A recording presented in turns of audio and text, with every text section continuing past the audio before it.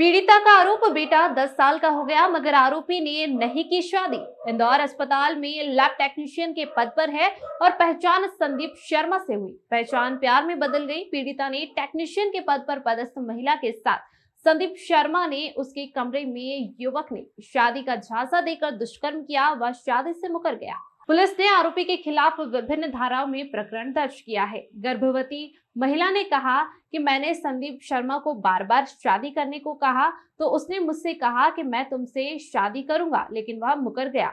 जब पुलिस में रिपोर्ट करने जा रही थी तब संदीप ने कहा कि मैं तुमसे शादी करूंगा, पहले तुम बच्चे को जन्म दे दो। 21 सितंबर को महिला ने बच्चे को जन्म दिया। बच्चा आज 10 वर्ष का हो गया, जहां उसकी पहचान संदीप पिता राम भरोसे शर्मा की है। पीड़िता ने आरोप लगाया कि संदीप निवासी ग्राम बोरखेड़ी सीहोर से पहचान हो गई। शादी का आश्वासन देता रहा। इसी बीच मुझे पता चला कि उसने पूजा जायसवाल नामक युवती से शादी कर ली। भौरकुआ पुलिस ने आरोपी के खिलाफ प्रकरण दर्ज किया है। ब्यूरो चीफ अमल शाह की रिपोर्ट।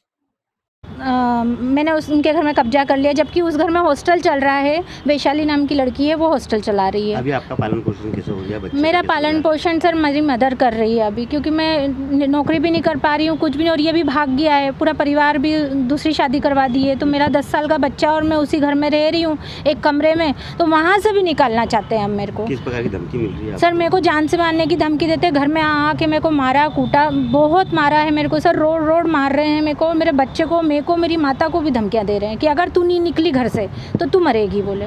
तो मैं बस सीएम सर से ये चाहती हूँ कि मेरे को न्याय दिलाएं, मेरे को न्याय मिले, मेरे बच्चे को न्याय मिले। कहाँ लेके जाऊंगी मैं मेरे बच्चे को? 10 साल का बच्चा हो गया है। आज किसी मतलब हिंदू इंसान ने मेरे साथ, आज ब्राह्मण होके उसने मेरे साथ इतना, आज दिनांक तक उसने मेरे शादी नहीं करी सर।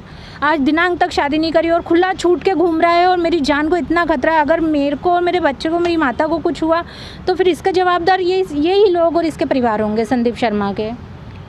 पर पिछले साल मेरे को ये पता चला कि उसने दूसरी शादी कर ली है। 5 साल पहले ही उसने दूसरी शादी कर ली है और वो हमारे यहाँ पर वार्डन बन के रहती थी। पूजा, पति मनोज जायसवाल नाम है उसका, और पूजा शर्मा बन के अब रह रही है वो। और पूरा परिवार, उसका पूरा परिवार उसी के साथ मतलब उसको रख रहा है। आपने शिकायत करी इसकी? मैंने शिकायत थाने पे गई थी, मैं भौरकुआ थाने पे शिकायत करने के लिए।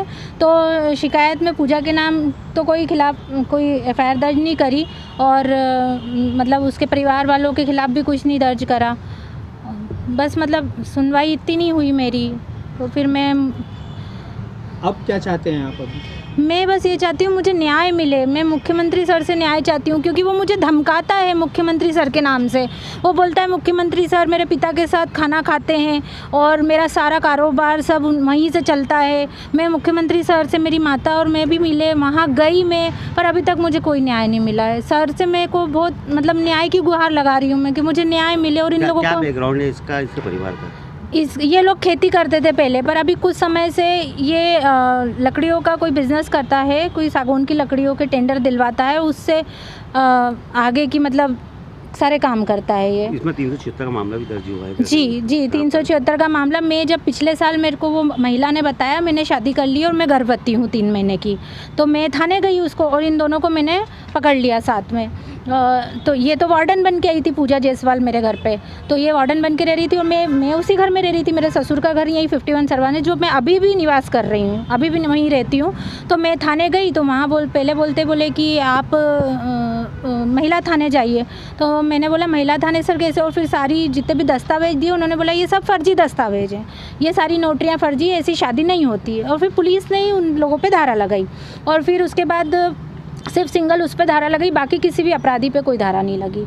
तो मैं फिर कमिश्नर सर के पास भी गई, वहाँ भी मैंने आवेदन दिया, पर मेरे को अभी तक इतना न्याय नहीं मिला सर। मैं चाहती हूँ मेरे को न्याय मिले। और वो आदमी अभी भी उनके साथ रह रहा हूँ, मैं घर में हूँ तो भी मेरे ऊपर ये लोग जो मतलब जो उसके पिता हैं वो झूठे प्रकरण दर्ज करवा रहे हैं कि मैंने उनके घर में कब्जा कर लिया, जबकि उस घर में हॉस्टल चल रहा है। वैशाली नाम की लड़की है, वो हॉस्टल चला रही है। अभी आपका पालन पोषण कैसे हो गया? मेरा पालन पोषण सर मेरी मदर कर रही है अभी, क्योंकि मैं नौकरी भी नहीं कर पा रही हूँ, कुछ भी नहीं। और ये भी भाग गया है, पूरा परिवार भी दूसरी शादी करवा दी है। तो मेरा मेरा 10 साल का बच्चा और मैं उसी घर में रह रही हूँ एक कमरे में, तो वहाँ से भी निकालना चाहते हैं हम मेरे को। किस प्रकार की धमकी मिल रही है सर मेरे को जान से मारने की धमकी देते, घर में आके मेरे को मारा कूटा, बहुत मारा है मेरे को सर, रोड मार रहे हैं मेरे को, मेरे बच्चे को, मेरे को, मेरी माता को भी धमकियाँ दे रहे हैं कि अगर तू नहीं। आपकी मुलाकात हुई थी, वो पूरी क्या घटना है और अब आप किस प्रकार न्याय चाहते हैं? सर मैं ना 2008 में पीएमटी की कोचिंग करने के लिए और यहाँ पढ़ाई करने के लिए इंदौर आई थी। तो मैं नीचे वाले फ्लोर पे रहती थी, वो ऊपर तीसरे फ्लोर पे रहता था। वहाँ मेरी बातचीत हुई, पहचान हुई उससे।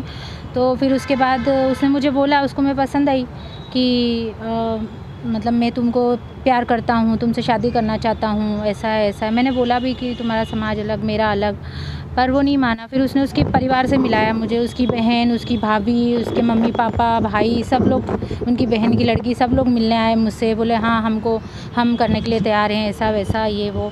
तो फिर उसके बाद मेरा रिलेशन उसके साथ रहा और वो कुछ करता नहीं था, वो कुछ भी नहीं करता था। मैं पढ़ाई करती थी, फिर मेरी पोस्टिंग हो गई। फिर उसके बाद मतलब हम लोगों का रिलेशन चलता रहा, शादी के लिए उन्होंने हामी भर दी। फिर वो मुझे गांव भी ले गए। मैंने उसको शादी का बार बार बोली कि भाई दस्तावेज बनाओ, शादी करो, दस्तावेज बनाओ। तो इस बीच वो गांव लेके गया, उसकी बहन के यहाँ लेके गया। इस बीच मैं प्रेग्नेंट हो गई। तो मैंने तब भी बोला उनको कि शादी तुम करो, ये मतलब सारे दस्तावेज वो ला के दो। तो मुझे बोलता था, बोले हिंदू मुस्लिम की शादी ऐसे नहीं होती है, कोर्ट के पेपर बनते हैं, कोर्ट में मैंने पेपर दे दिए हैं। तो फिर मैं आश्वस्त रही। इस बीच में प्रेग्नेंट भी हुई, 2-3 बार प्रेग्नेंट हुई। तो उसने तीनों बार मतलब उसकी बहन ने और उन लोगों ने मिलके बोला कि नहीं, अभी जब तक पेपर नहीं बनते हैं तब तक बेबी प्लान मत करो बोले। और उन्होंने ज़बरदस्ती मेरे को गोली दे दी और ज़बरदस्ती मेरा गर्भपात करवा दिया। फिर उसके बाद घर गए, आना जाना लगा रहा। पर मैं उनको हमेशा बोलती रही कब आएंगे पेपर, ऐसे 2-3 साल हो गए। तो मैंने पेपरों का बोला तो उसने नहीं बनाया। फिर उसके बाद लड़ाई झगड़े करने लगा, बहुत मारने लगा, पीटने लगा और परेशान करने लगा। और फिर उसके बाद मैं फिर प्रेग्नेंट हुई तो भाग गया मेरे को छोड़ के। फिर उसने बोला जा नहीं करता शादी, क्या करती तू, और नहीं करना। तो फिर मैं थाने गई, मैं भौरकुआ थाने गई, पर मेरी सुनवाई नहीं हुई वहाँ से। तो फिर मैं एसपी ऑफिस मिली। फिर मुझे मतलब वहाँ से सुनवाई हुई तो उन्होंने मेरे से समझौता किया उन लोगों ने कि हम 1 महीने के अंदर तुमको वो बना देंगे। मैं गर्भवती थी 5 महीने की। 5 महीने का ये जो बच्चा अभी 10 साल का हो गया है, उसका नाम आर्यमन पुरोहित है, संदीप शर्मा नाम है उसका, और उसके पिता का नाम राम भरोज शर्मा है। तो अभी 10 साल का हो गया है बेटा, पर आज दिनांक तक उसने मेरे से शादी नहीं करी। ये आप बोल रहे हैं कि वो हिंदू या मुस्लिम का क्या है या नहीं? मैं मुसलमान हूँ और वो ब्राह्मण है, और वो है मतलब वो उधर नरसुलागंज क्षेत्र का है। कितने समय तक आप साथ में रही उनके? मैं तो लगातार अभी पिछले साल तक रही, पर पिछले साल मेरे को ये पता चला कि उसने दूसरी शादी कर ली है। 5 साल पहले ही उसने दूसरी शादी कर ली है। और वो हमारे यहाँ पर